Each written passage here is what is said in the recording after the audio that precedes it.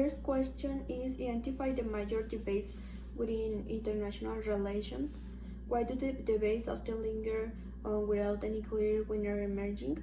The first major debate was won by the realists during the Cold War. Realism became the dominant way of thinking about international relations, not only among scholars but also among politicians, diplomats, and so-called ordinary people. Morgentius' 1960 summary of realism became the standard introduction to international relations in the 1950s and 1960s. The second major debate is about methods. The contenders are traditionalists and behavioralists. The former try to understand and complicate social world of human affairs and the values fundamental to it, such as order, freedom, and justice. The latter approach, behavioralists, find no place for formally or ethics in international theory. Behavioralists wants to classify, measure, and explain through the formulation of general laws, like those formulated in the hard sciences of chemistry, physics, etc. The behavioralists seem to triumph for a time, but in the end neither side won the debate. Today, both types of methods are used in the discipline. There was a revival of traditional normative approach to international relations after the end of the Cold War. The third debate is characterized by a neo-Marxist attack on the established position of realism, neoliberalism, liberalism, and neoliberalism. This debate concerns EPE. It creates a more complex situation in the discipline because it expands the terrain towards economic issues and because it introduces the district problems of developed countries. There is not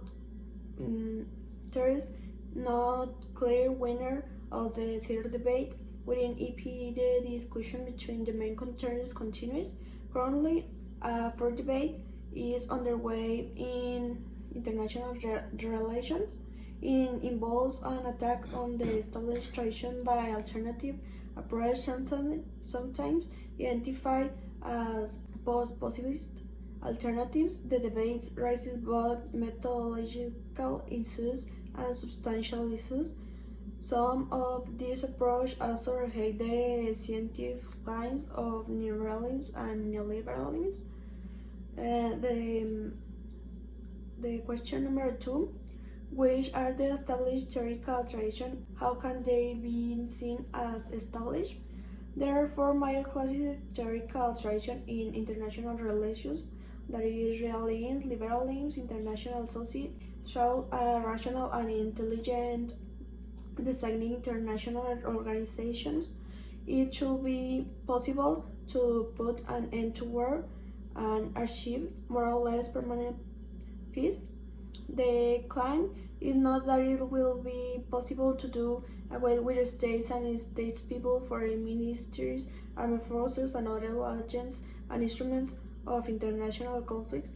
Rather, the claim is that it is possible to tame states and states people by subjecting them to the appropriate international organizations, institutions, and laws. The question number 3 is why was early international relations strongly influenced by liberalism? The decisive push to set up a separate economic of international relations was occasioned by the First World War, which produced millions of casualties. It was driven by a widely felt determination never you allow human suffering on such a scale to happen again. That deserve not to repeat the same catastrophic mistakes required a coming to grips with problem of total war between the mechanics armies of modern industrial states, which were capable of conflicting mass destruction. The war was a devastating experience for millions of people, and particularly for young soldiers who were considered into the armies and were slaughtered by the millions, especially in the trench warfare on the Western Front. Some battles resulted in tens of thousands and sometimes 100,000 casualties of even more. The question number 4 is seen over the long term realizing the dominant theoretical tradition in international relations and why. As long as sovereign states will have to look at their security and prepare for war in the world, the Second World War was no extraordinary event.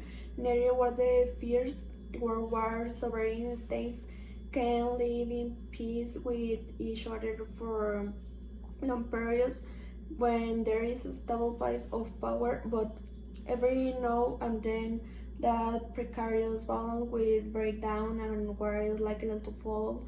Realism became the dominant way of thinking about international relations, not only among scholars but also among politicians and diplomats.